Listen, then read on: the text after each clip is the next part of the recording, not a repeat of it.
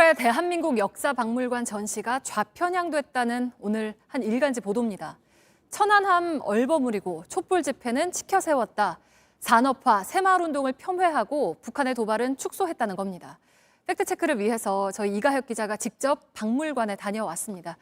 이가혁 기자, 네. 북한이 도발한 사실을 제대로 안 다루고 있다. 맞습니까? 네, 아까 화면에 띄운 일간지 기사요. 국민의힘 김예지 의원실의 분석 내용을 그대로 받아 썼다고 하는데 제가 가보니까 실제 내용과는 다른 부분이 많았습니다. 직접 보시죠. 북한의 도발을 일련의 군사적 충돌이라고만 뭉뚱그렸다는 주장, 사실과 다릅니다. 이렇게 평화, 갈등 두 가지 종류의 신문 기사가 있고요. 그 아래는 제2차 연평해전 전사자의 유품도 전시돼 있습니다. 한쪽에는 개성공단과 금강산 관광 관련 전시품도 있는데 이쪽 아래를 보시면요. 2008년 북한군의 민간인 피격 사건으로 관광이 중단됐다는 사실이 분명하게 적혀 있습니다. 이쪽 연표를 보시면 더 확실하게 이 전시의 취지가 드러납니다. 2010년 연평도 포격 사태, 천안함 피격 사건을 비롯해서요. 2008년 금강산 관광객 피살 사건, 또 2002년과 1999년 두 차례 연평해전까지 모두 기록돼 있습니다. 위쪽은 평화, 아래쪽은 갈등, 이 남북 간의 평화 갈등의 역사를 모두 고르게 다뤄준다는 게 이번 전시관의 취지입니다. 그리고 다음은 박정희 정부 시절의 산업화 성과를 폄하했다. 이런 주장은 어떤가요? 이 산업화라는 게요. 긍정적 평가, 부정적 평가 이렇게 공존하지 않습니까? 네.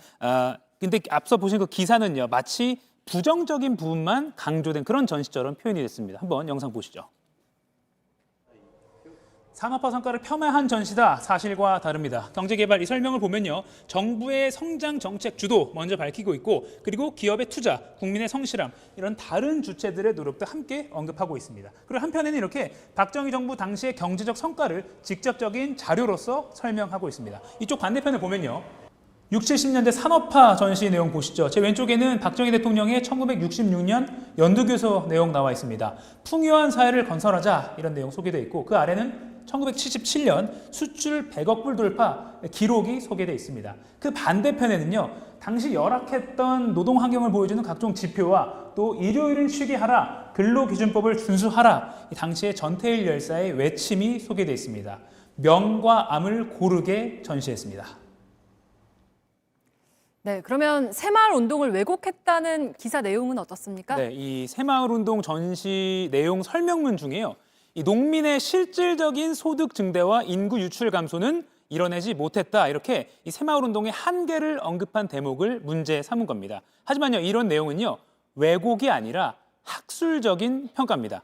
이 기사에는 이 새마을운동 시작 후에 1974년 농가 소득이 도시 근로자 평균 소득을 앞질렀다면서 이 박물관 설명문이 잘못됐다 이런 근거처럼 제시를 하고 있습니다. 그런데 찾아보니까요, 이 내용 나온 지 40년도 더 된 1979년 논문에 나오는 겁니다. 실제 통계를 보면 이 농가 소득 역전은 불과 4년 뒤에 사라집니다. 반대로 지난해 논문 보시죠. 녹색 그래픽입니다. 이 농가 소득 증대는 쌀값 높여주는 정책과 또 도시에 나간 가족이 보내온 돈 때문이지 이 새마을 사업 덕분이 아니라고 실증합니다. 참고로 실제 이 전시관에 가보니까요. 농촌 현대화에 상당한 성과가 있었다 같이 새마을 운동에 대한 긍정적 평가가 더 많았습니다. 네, 그리고 또 지난 탄핵 국면 촛불 집회, 또 일본군 위안부 문제 관련해서 수요 집회가 전시 내용에 있다는 것도 좌편향 근거로 나왔죠? 네, 그렇습니다. 그런데 이게 실제 전시 모습입니다.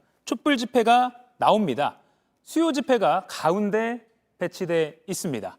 1991년 사진이라서 윤미향 의원이 사진에 나와 있지도 않습니다. 그 밖에 성소수자 운동, 세월호, 또 강남역 사건 등 여러 시민 차려 사례도 함께 나오고 있습니다. 네, 잘 봤습니다. 실제로 전시관에 가면 금방 알 수가 있는 내용이었군요. 팩트체크 이가혁 기자였습니다.